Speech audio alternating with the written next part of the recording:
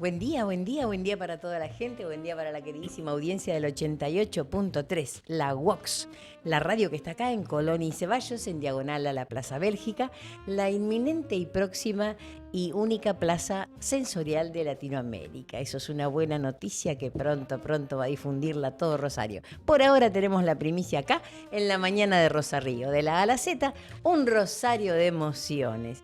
Y hoy más emocionada que nunca, porque en el Día del Militante recibo un militante de los medios, porque realmente decir que usted ya pasó más de medio siglo en los medios, no estoy mintiendo, ¿eh? Buenos días, Daniel Aliar, qué gusto. ¿Qué tal? ¿Cómo te va? Primero, gracias por invitarme y un saludo a la audiencia de la radio, ¿no? Sí, la verdad que uno sin darse cuenta ha pasado tantos años, ¿no?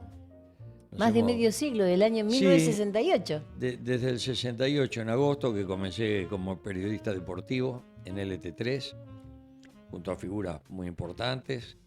Y bueno, después la vida me fue llevando, ¿no? Pasé por la locución comercial, por el periodismo, según los rasgos económicos, de cuál actividad permitía desarrollar mejor a la familia. Y sin darnos cuenta pasaron los años. Y acá estamos, todavía en lo mismo, detrás de un micrófono, por suerte en LT3, que es como mi casa. La primera radio del interior del país. Fue la primera y una de las más importantes durante mucho tiempo. Cumplió 99 años, el año que viene llega a los 100. Eso deja una huella cultural en toda la región. Arrancó como serialista. Sí, porque la radio en realidad servía para evitar que los chacareros vengan al puerto y rematen sus granos, su mercadería, porque salían de los campos con camiones o con carros. Y una vez que llegaban al puerto de Rosario, bueno, acá se les ofrecía el precio que se le antojaba al acopiador y era mejor vender o mal vender el producto y no tener que volverse, porque además no había dónde guardarlo, no había silos. Claro. Todavía la práctica del ensilaje no estaba desarrollada. Entonces idearon, habían comenzado algunas señales de radio. 2 años antes ya había empezado con estos famosos y conocidos locos de la azotea el trabajo radial. Enrique Telemaco Susini. Exactamente, y todo su grupo. También Entonces, en agosto, en el año que usted arrancó. También en agosto. Hasta eso, ¿eh? Entonces pusieron una onda que se llamaba X2 y desde allí transmitían en clave, porque estaba prohibido pasar las cotizaciones, transmitían en clave a los socios, a los chacareros, los precios que se estaban pagando en el puerto. Entonces sabían si venía o no venían. Por eso el ET3, cuando se llama el ET3, le ponen el nombre de serialista, porque nació de la producción de cereales. Capital de los cereales, ¿no? Exactamente. La radio es una verdadera hija de la actividad productiva y económica de la región, ¿no? ¿Y cómo tiene que ver con todo y cómo es tan importante la multidisciplinariedad para entender la historia? Sí. Porque justamente un día como hoy, en 1900, ya le digo cuándo, 1922, exactamente 100 años atrás, Ajá. se aprueba el proyecto de la ordenanza 309 del Honorable Consejo Deliberante para que la Sociedad Argentina Agrícola Ganadera Juan Fuentes construyera, a través del arquitecto Durán, el famoso y querido Palacio Fuentes. Mira vos. ¿Cómo todo tiene que ver con todo? Sí, por Palacio supuesto. Fuentes, que ahora funciona en la planta baja, el Museo de la Democracia, Sí. cuyos titulares son los mismos que alguna vez lo fueron del ET3. Así es, los Supey, los hermanos Los Supey, hermanos ¿no? Supey. Bueno, Sí. Juan Fuentes Echeverría construyó Ferrarés Hermanos, Es hermoso edificio. ¿no? ese hermoso Sí, edificio sí. que tiene un campanario de 4 cuadrantes que simula el sonido, o sea, imita el sonido del Big Bang.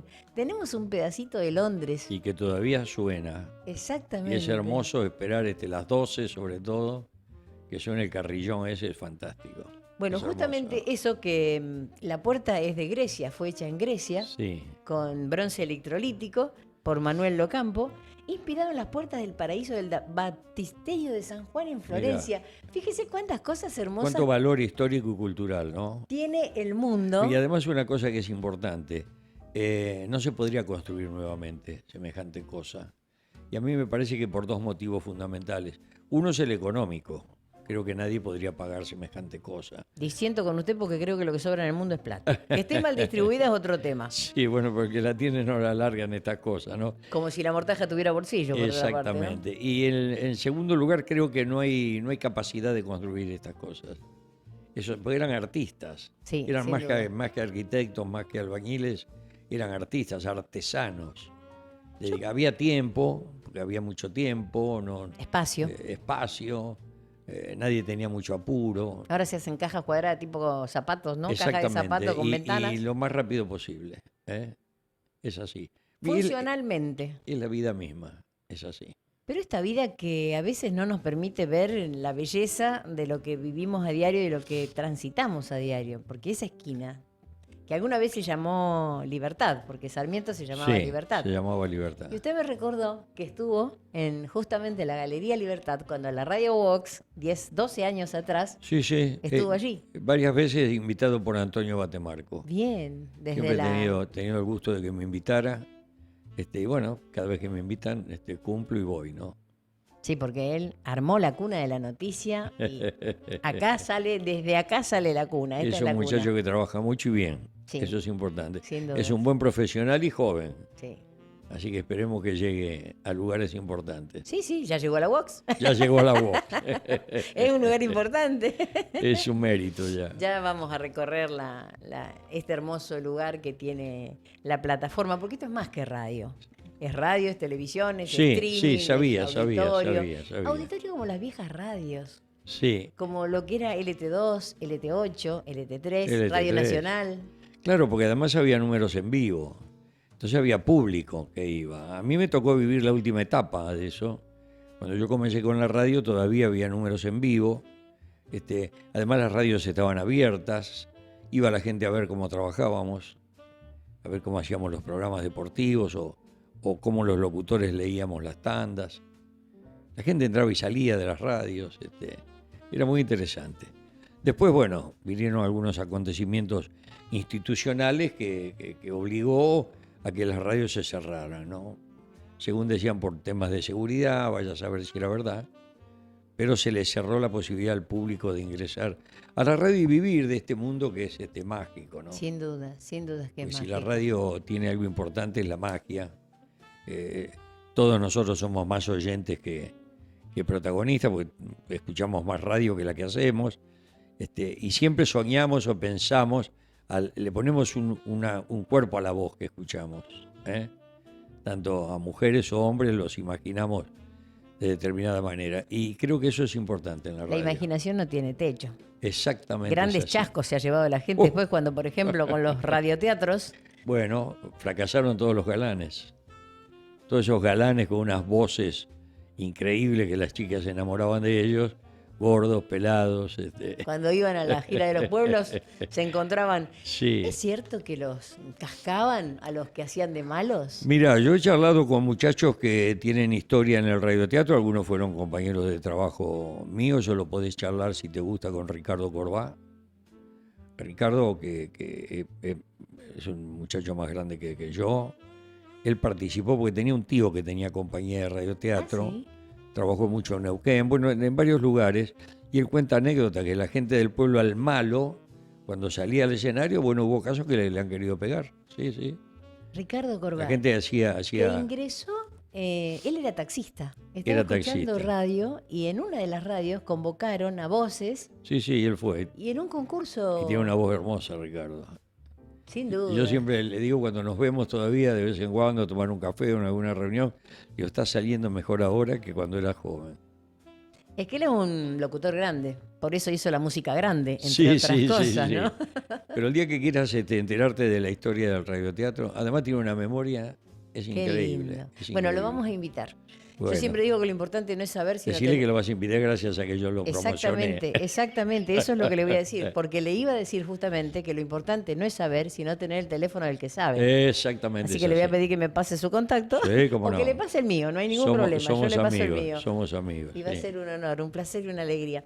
Ese fue el origen por el cual yo hice radio. Usted sabe que yo he hecho durante Gráfica, 50 años claro, gráfica. claro.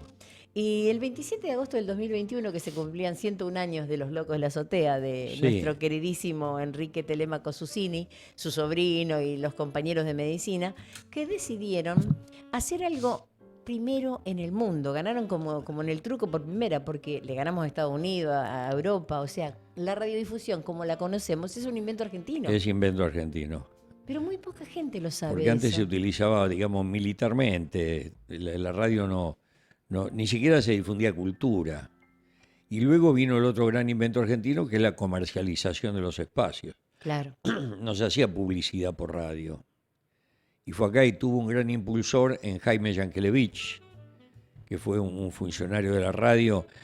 Fue dueño de radio, trabajó en radios privadas y luego, cuando Perón estatiza las radios en el 47, 48 por ahí, lo deja a don Jaime Yankelevich, como se le decía en la radio, un hombre muy respetado, al frente de lo que era la parte comercial de las emisoras.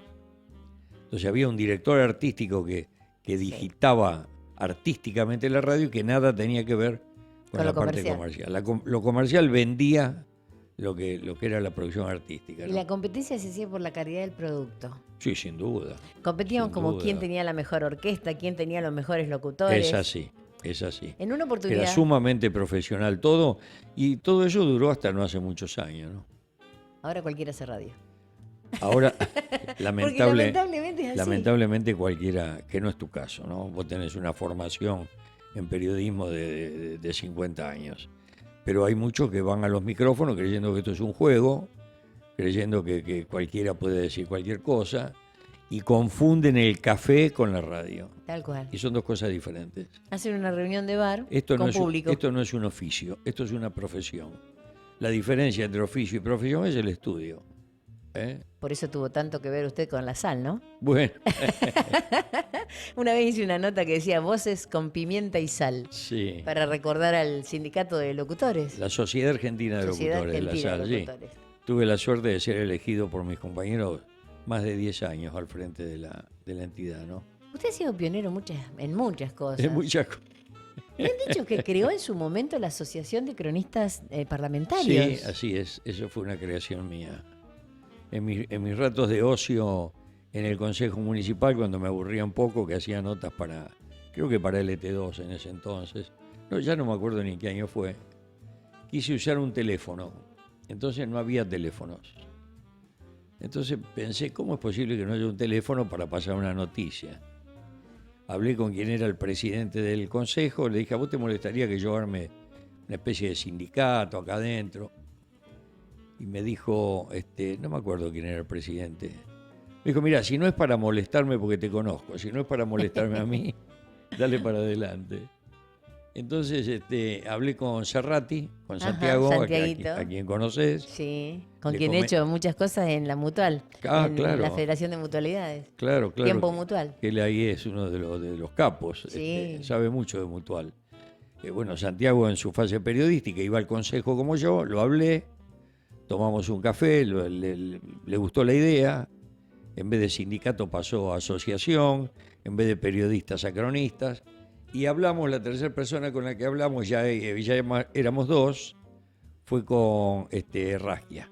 Ah, Nelson, Leopoldo Nelson. Nelson Leopoldo. Sin N. Nelson Leopoldo, Chupete le decíamos nosotros. Claro, el Chupete, que en ese capital. entonces era el director de prensa del consejo. Sigue siendo. Ah, mirá, no sabía. Bueno, entonces lo interesamos, a él le gustó, armamos un esquema de comisión directiva provisoria, Santiago presidente, el vice era Nelson y yo era el secretario. Y bueno, arrancamos y nos fue bien, tuvimos éxito. Los presidentes del consejo nos dieron un espacio. Bien. Llegamos a ser la única asociación de cronistas que tenía espacio propio en el consejo, con la presidencia de Samarini. Miguel nos trató muy bien, un excelente presidente.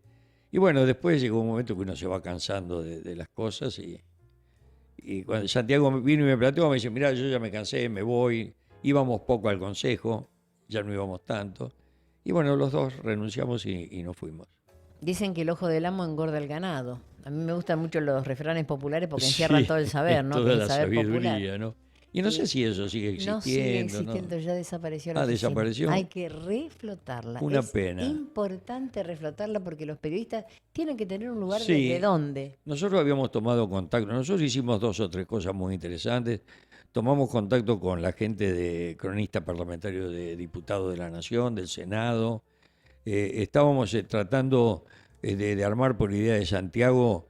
En aquel entonces el Mercosur estaba en todo su esplendor. Porque ¿en qué año fue todo esto? No me acuerdo bien. Y calculo 20 años, 89, ¿verdad? sí, 90, sí. Sí, 20 o 20 o más de 20 años, ¿no? Estaba el Mercosur en todo su esplendor, entonces ya Granillo Campo. estábamos, Me acuerdo. soñábamos con la Asociación de Cronistas del Mercosur, trajimos gente a dar conferencias, hicimos jornadas sobre el presupuesto municipal, nos daban bolilla a los funcionarios, bueno, y después no sé, es una lástima. Bueno, pero lo que desapareció fue la oficina. Hay muchos cronistas parlamentarios. Estábamos ya en el protocolo. Sí.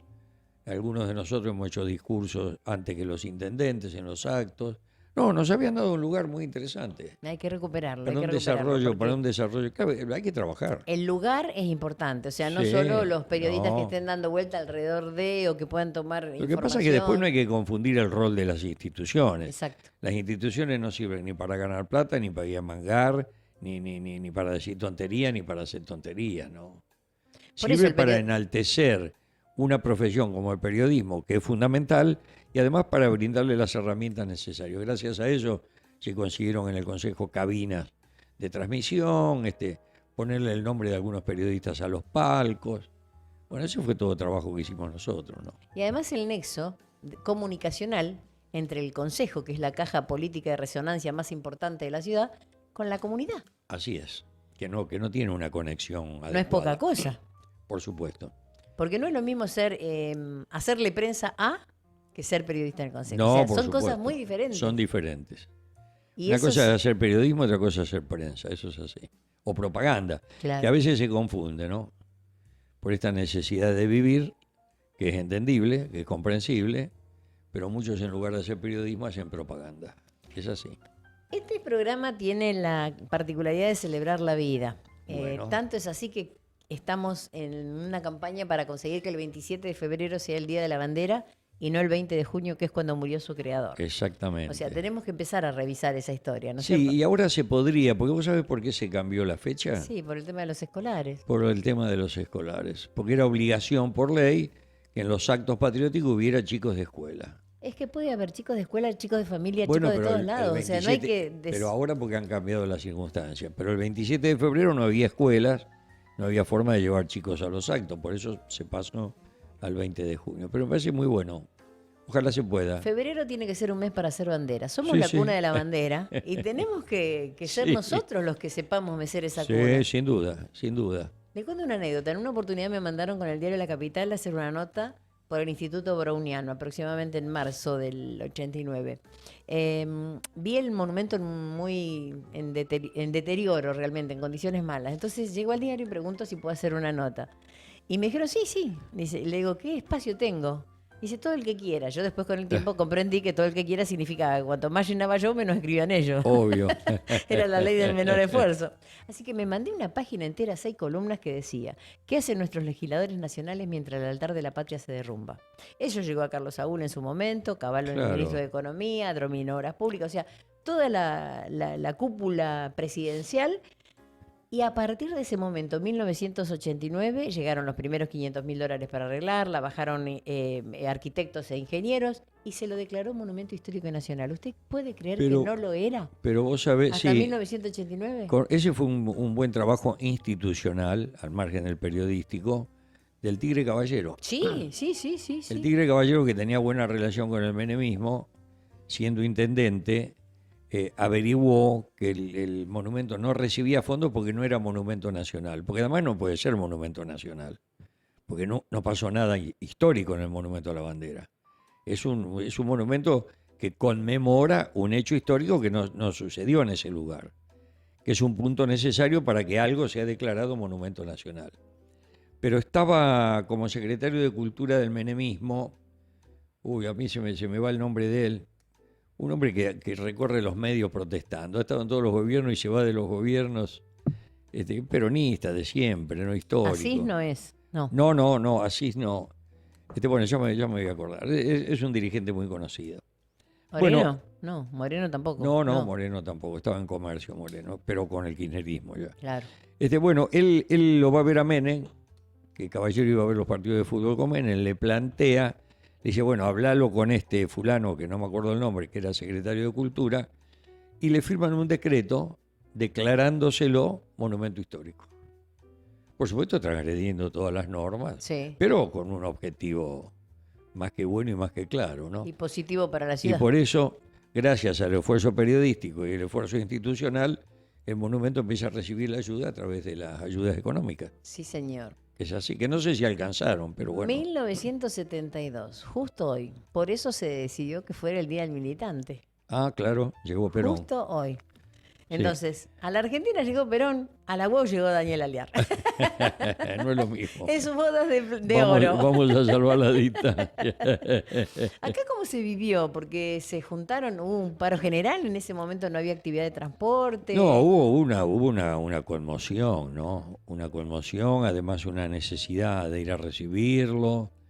Yo en aquel entonces era secretario general de un gremio, así que las movilizaciones fueron intensas y era un shock. Claro. Era un shock, ¿no? Era un Una muy shock. grande fue en el Sindicato de la Carne, allá en Lucero y Diana. Sí, Ahí se habían reunido muchos los delegados. el sindicalismo rosarino en aquel entonces estaba dividido en dos, como Sí. siempre corresponde, ¿no? Estaba lo que era el plenario, en aquel entonces se le decía el plenario de la carne, Sí. que funcionaba en la zona sur, y el plenario de la Unión Obrera Metalúrgica, que era donde funcionaba lo que después fue el peronismo ortodoxo, Claro. con los dirigentes gremiales que a nivel nacional eran más importantes. Estaba La famosa Rucci, UOM. Sí, sí. estaba Rucci, bueno, más cercanos a Perón, ¿no? Así que el movimiento fue intenso, fue lleno de emoción, de sentimientos, culminando grandes esfuerzos, sobre todo de las organizaciones sindicales que mucho habían hecho y mucho habían puesto, no solamente esfuerzo físico, intelectual, sino económico, para el regreso de Perón. Así que fue un momento histórico interesante. Que hoy estamos conmemorando un aniversario importante, 50 años. Y ya vamos a conmemorar antes de la tanda uno musical, porque hoy es el cumpleaños de Azucena Maizani. Nosotros mirá siempre vos. recordamos a la gente porque decimos que solo muere lo que se olvida. Sí, sí, Se es cumplen así. 120 años de la ñata gaucha. Y le voy a pasar un tema, ahí me tomé el atrevimiento de algo que me cantaba mi mamá todas las mañanas cuando me llevaba el mate. A ver. Marionetas. A la hora de desayunar, almorzar, merendar o cenar, salga al ruedo. O mejor aún, venga al ruedo, en la clásica esquina de Rioja y La Prida, en diagonal a un recorte de la historia. Por dentro, una síntesis viva de la historia de los rosarinos, como escenario del mejor espectáculo, su gastronomía, de primerísimo nivel y precios muy competentes. El ruedo, probarlo es adoptarlo. Esmerada atención y cuidada higiene, atendida por sus propios dueños. Por fuera, el alguna vez Banco Hipotecario Nacional, hoy Ministerio Provincial, que atesora en su interior el Museo de la Salud, en homenaje a tantos profesionales con conocimiento para salvar vidas. Combine el placer del buen comer con el conocer la ciudad de Rosario. El Ruedo, historia y disfrute, en Rioja y La Prida. De la A a la Z, un rosario de emociones. Venite a la UOX, hacé lo tuyo. Micrófono abierto para la buena vibra.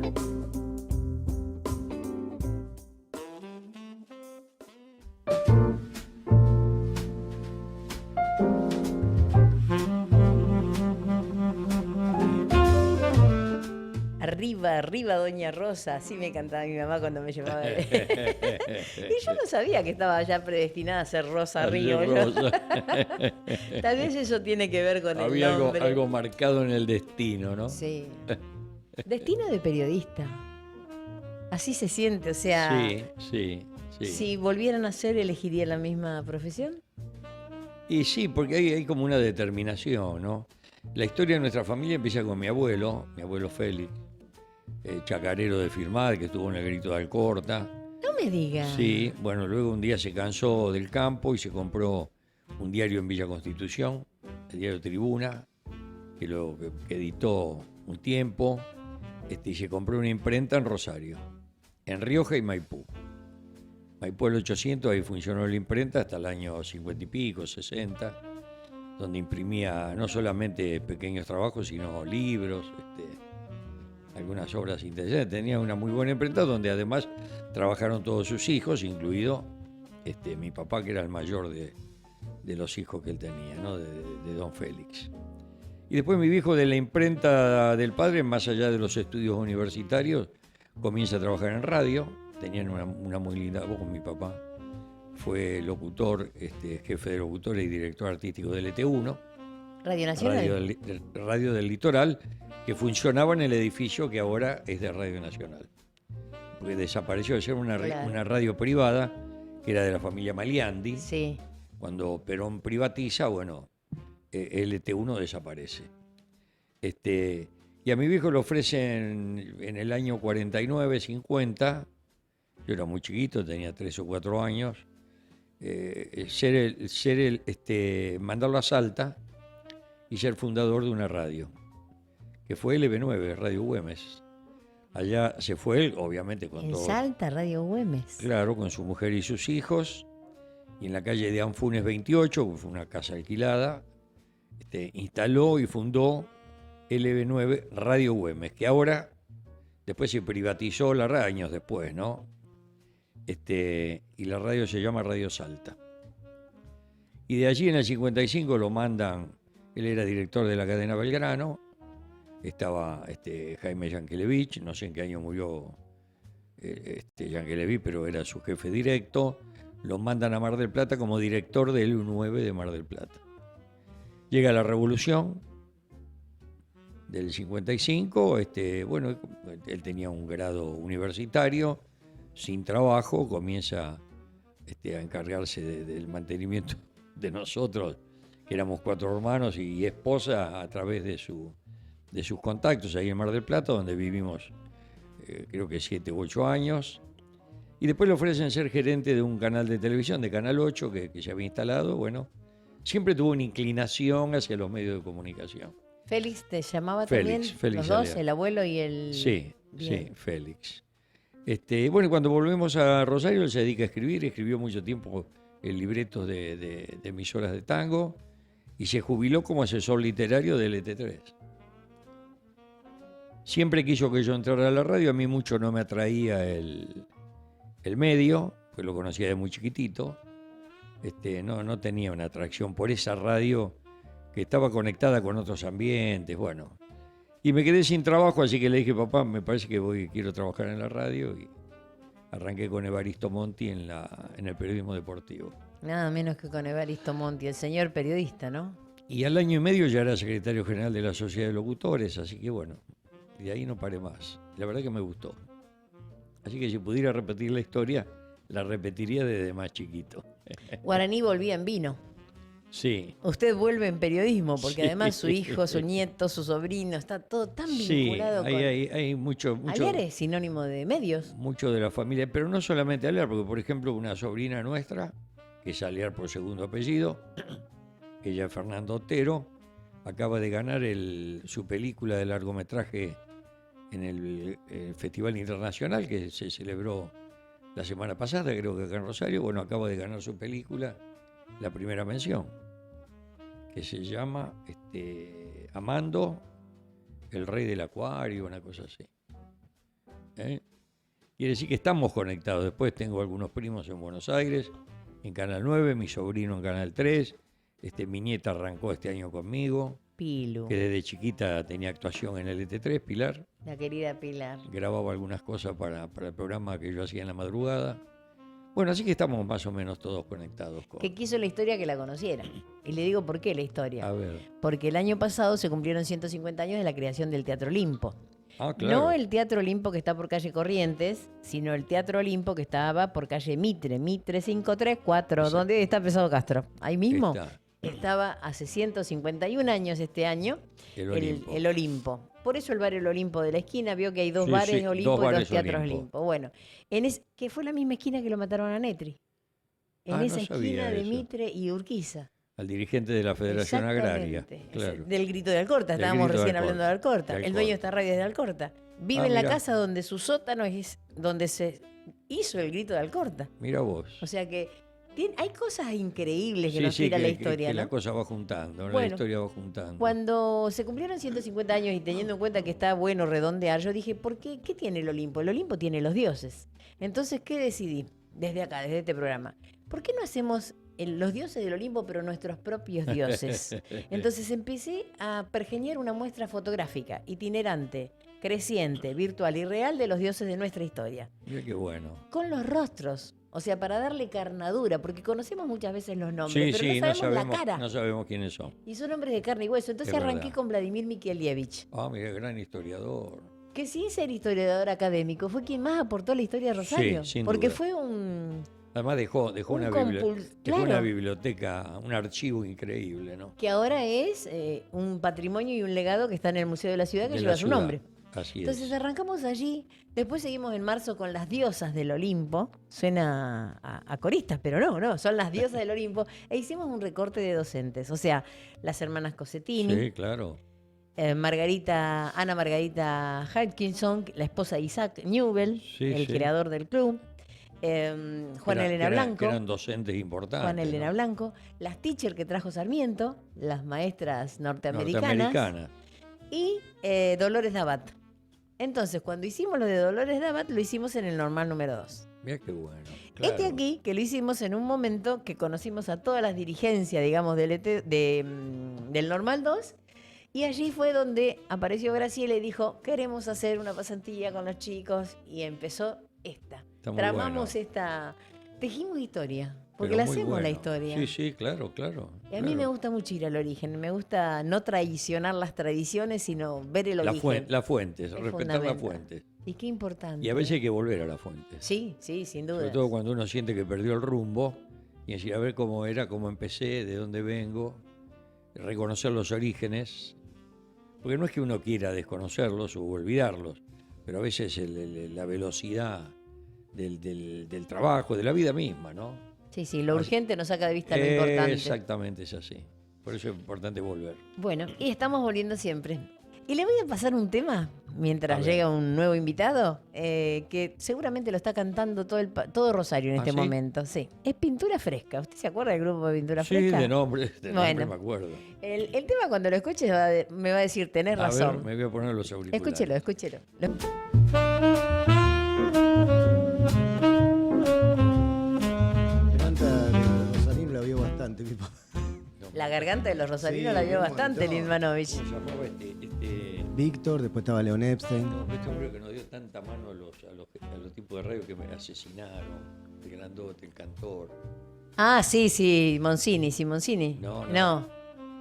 Pucha, que estoy mal de la memoria. Bueno, no sé.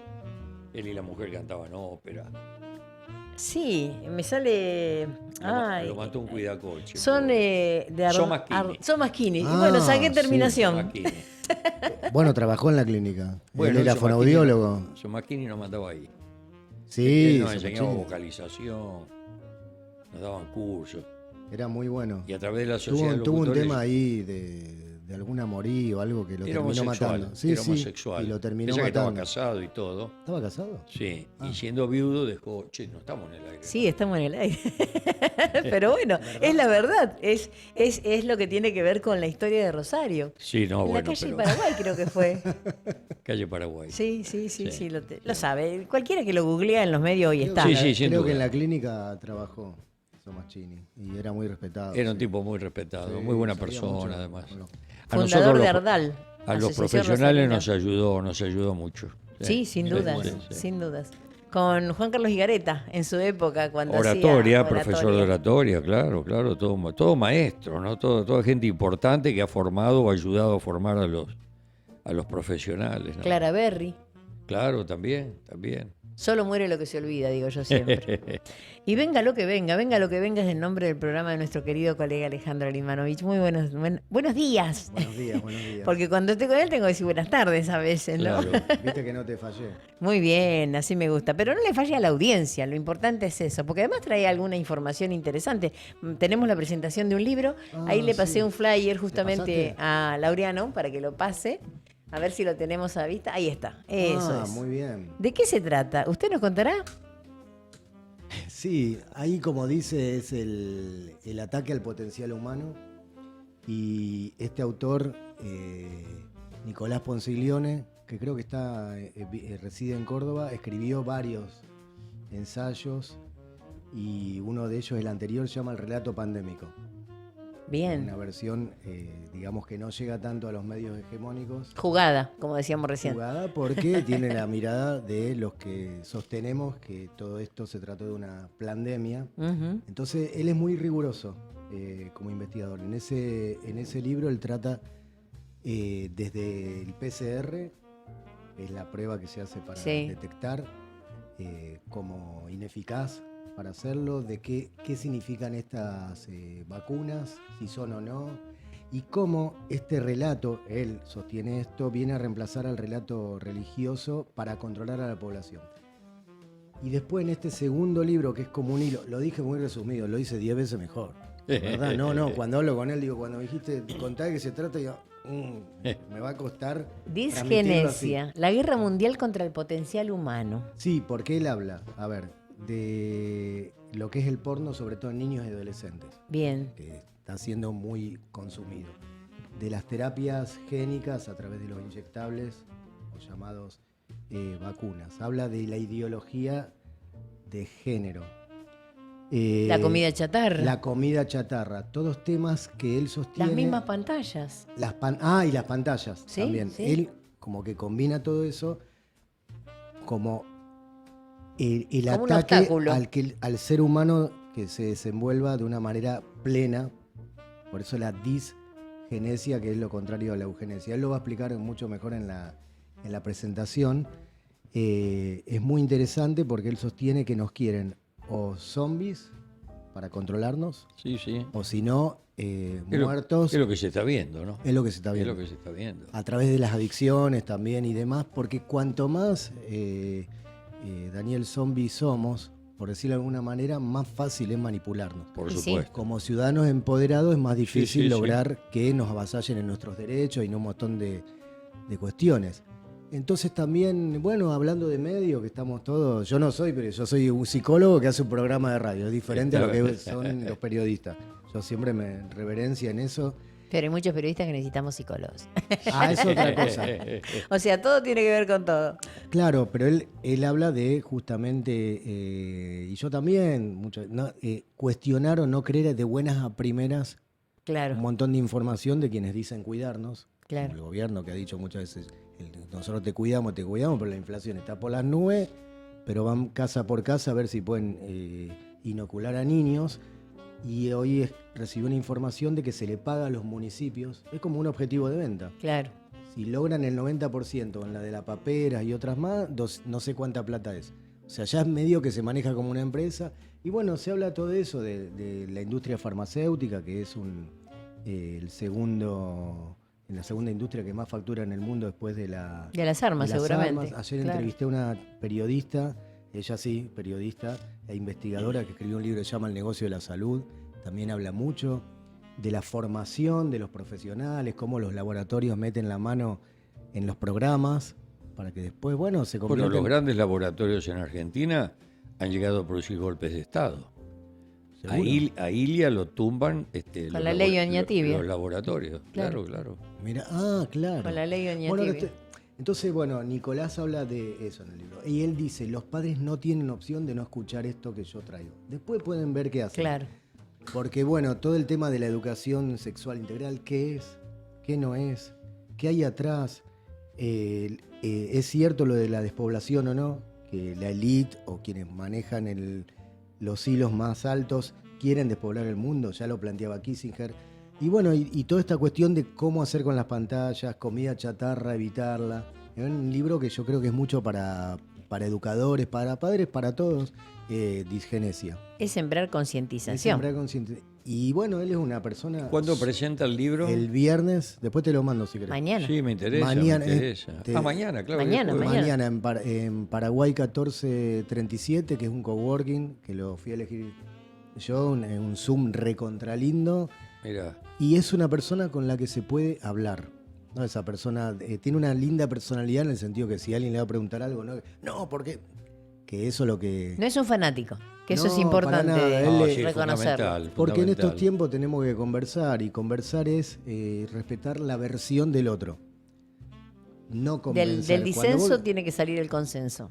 Claro, y a veces no vas a consensuar, pero lo ideal es que haya... Acercamiento Hay de que, partes. hay que convencer, hay que convencer. Lo que pasa No hay que, que Dani, ordenar. pero persuadir sería, o Persuadir, influir, porque persuadir. convencer es que vos querés vencer con tu argumento el del otro. Persuadir. Pero yo te entendí, vos querés persuadir, Exactamente. influir y bueno, y respetar al otro como un legítimo otro, al decir de Humberto Maturana, un biólogo que inspiró muchas terapias sistémicas y constructivistas, el otro como legítimo otro. Claro. Yo lo escuché a Ernesto Radge, un psiquiatra que era el director de la red Gran psicoterapéutica. amigo mío.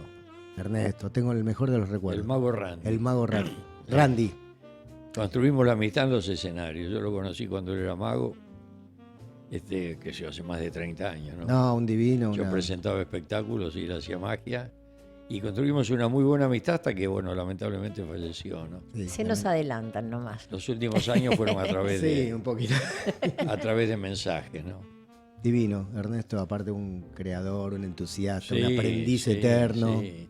Un candidato al Olimpo, o sea, para hacer Sin su duda, imagen sin duda. Además y creo que en el reconocer su campo de la rostro. psicología marcó rumbo, Ernesto. Sí, él, acá. él marcó rumbo, crea la red psicoterapéutica. Exacto. Innova, que yo formé parte de un equipo de intervención en crisis domiciliaria, las 24 horas, donde nos dio lugar a los psicólogos para intervenir. Así Eso es. bajó las tasas de suicidio. Sí, No, sí. hizo una labor bárbara. Y él decía, para ejemplificar lo de Maturana, Hitler, por decir algún personaje, Sí. una persona, tenía determinado plan para el mundo. Yo lo tengo que respetar como legítimo otro. No quiero vivir en el mundo que él propone. Claro. Voy a hacer lo que sea para que vivamos de otra manera, pero como respeto número uno. Así que bueno, esta presentación va a durar 2 horas. Es interesante para mí, que leo mucho, cómo lo transmite también, porque podría escribir bien y a la hora de compartir... Sí, sí, que no llegue No, adecuadamente. yo cada vez que lo ¿no? entrevisto lo quiero seguir escuchando porque es muy claro. Así que a mí me encanta esto de traer gente. Este año ha venido Mariana Mafía, que es una chica, una mujer kinesióloga y quiropráctica, la cual atravesó el autismo y crisis epilépticas severas de su tercer hijo, Lucas, y escribe un libro que se llama Mamá, ayúdame, y descubrió que a raíz de una de las vacunas del calendario obligatorio, a ese chico le cayó mal, porque tienen metales pesados, tienen Ah, aluminio. mira vos, qué bárbaro. ¿eh? Yo que soy psicólogo, Daniel. Pero además con fotografías, con No, data ese, científica, sí, con sí. un basamento muy indudable, ¿no? Mira, Sí, Daniel, o sea, y yo que soy psicólogo no me lo enseñaron eso, no me lo iban a enseñar. Pero acá, lamentablemente, hoy en día, Rosario, que ha sido baluarte de la salud pública, se puede estar de acuerdo o no, pero hemos sido distinguidos por ellos a través de Caballero, Hermes Wiener. Hoy en día que le hemos propuesto al doctor Caruana que nos sentemos en una mesa de diálogo a conversar estos temas para prevención, a debatir a través de la medicina basada en evidencia y no en obediencia, nos han cerrado la puerta. Y me parece antidemocrático y encima nos han ensuciado, a mí particularmente, que yo iba a ir sin protocolo al CEMAR, nada que ver. Pero esas cosas, esas chicanas, esos golpes bajos se dan cuando se quieren esquivar conversaciones necesarias. ¿Y por qué se quieren esquivar? Por lo que hablábamos antes. Laboratorios que tumban gobiernos o los apoyan. Sí, sí, por supuesto. El negocio del medicamento es un infierno. Cada vez más. Y bueno, hagámosle caso a León Tolstoy, pintemos la aldea y vayamos creciendo en virtud de No, lo que pero se vos va mirá, trabajando, ¿no? Utilicemos, por ejemplo, el caso de tu profesión, el campo de la psicología, Ujú. lo que eran los psiquiatras antes y lo que son los psiquiatras Claro. ahora. Antes te trataba el psiquiatra porque el psicólogo no existía cuando yo era joven. Es verdad. Era el que necesitaba un tratamiento iba al psiquiatra. Y el psiquiatra se ha convertido en un recetador. Tanto que los pacientes van y buscan la receta. Y en algunos hospitales o sanatorios han creado un método por el cual el paciente va, escribe un papelito, lo deja con la orden de su obra social y pasa los 2 o 3 días y el médico le dejó la receta. Y nunca lo ve. Firmada. Y no lo ve. Ni no lo ve. Hay un psiquiatra que era colaborador de los manuales, los DSM, de psiquiatría, que él escribió un libro que se llama Todos somos enfermos mentales, porque se cansó de cómo se hacían esos libros. Por ejemplo, se inventaba un síndrome, por decir, síndrome por el uso del celular continuo y síntomas, ansiedad, lo que sea, respiración corta. Bueno, y a partir de ahí se desprendió un medicamento. Claro. Entonces, era crear síndromes para crear el medicamento Echa la ley, específico. echa la trampa, claro. Sí. Yo he ido más por el lado de... O sea, yo me atiendo con un psiquiatra, no me medica. Es Néstor Berlanda, lo digo en donde pueda, un señor. Es maravilloso, me ayuda un montón.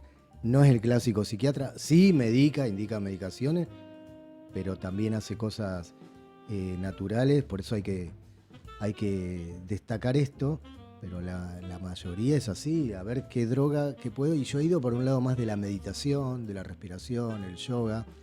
Qué sé yo, la cúrcuma y demás. No es que no voy a tomar algo Por en una supuesto. farmacia. De todas No, maneras, yo voy. por supuesto, de todas por maneras, supuesto. todo lo de la farmacia nace en la naturaleza. O sea, Sin cuando duda, vamos al sin origen, duda. estábamos hablando del origen, cada cosa que se hizo, o sea, gracias a Sauce que nos da la aspirina, o sea, Sí, en sí, Sí, de realidad, algún lado sale, eso es así. el origen tiene que ver con la naturaleza. El Y si drama es hace cuando- miles de años se curaba a la gente de alguna forma, bueno, después apareció el Ahora hay negocio. pastillas para todo, pastillas para todo. Sí, Es un y- peligro. Y hay un hay una comunidad, hay varias en el mundo, pero una que llaman los Unsa, al norte de Pakistán, que viven 130 años y han sido investigados de qué hace que vivan tanto, y hay como 7 secretos. Bueno, no es el momento de explicitarlos a todos, pero lo que iba a decir, recuerdo, en relación a los programas de las facultades, que en medicina, te lo cuentan los médicos siempre, a ver de qué se enfermó, y no enseñan demasiado cómo llegó a los 130. Claro. ¿Qué tenemos que hacer para llegar a eso. y bien? Porque No hay una hay unos documentales, van a los 100 años manejando los autos. Sí, sí, No, es sin duda. impresionante. Sí, no tengo duda de que es así. Pero ¿no hay una pastilla que nos permita estirar el tiempo? Porque se nos terminó. Sí. ¿Cómo hacemos con esto? Y Son no, las es 9:30. ¿Estirarlo a cuánto? Y no sé, no puedo. Ahora, 500.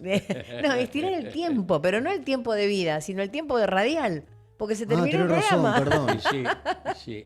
Así que 9:29. no nos queda más que agradecerle primero a nuestro querido Laureano García Vega, operando en controles, hoy acompañada con Pilu Oliva, querida Pilu Oliva Alear. Y bueno, gracias querido Alejandro Lindmanovich por No, haber gracias, porque estado. ¿sabe qué? Más de una vez quise conversar Uf, con las él. veces que le Sinceramente ¿Ah, sí? lo digo, sí, Mirá. sí. Y Bueno. bueno, entonces es una bendición, siempre pasa algo lindo cuando vengo a la Vox. Así que muy agradecido. Bueno, ya está. Invitado Bueno, al próximo nos llevamos programa. los contactos. Nos intercambio. Este es un lugar de encuentros. Sí, sí. Es un lugar de Lo encuentros. decías hoy temprano. Hoy Es así. es así. Bueno, mi querido, estimadísimo Daniel Alear, Bueno, por 54 años más de radio. te agradezco la invitación. Un saludo especial a los oyentes, Gracias. que son los que le dan sentido a nuestro trabajo. Sin dudas, sin dudas. Muchísimas gracias. Nos escuchamos y nos vemos mañana viernes de 8:30 a 9:30 acá en la mañana de Rosa Río, de la A a la Z, un rosario de emociones. Gracias.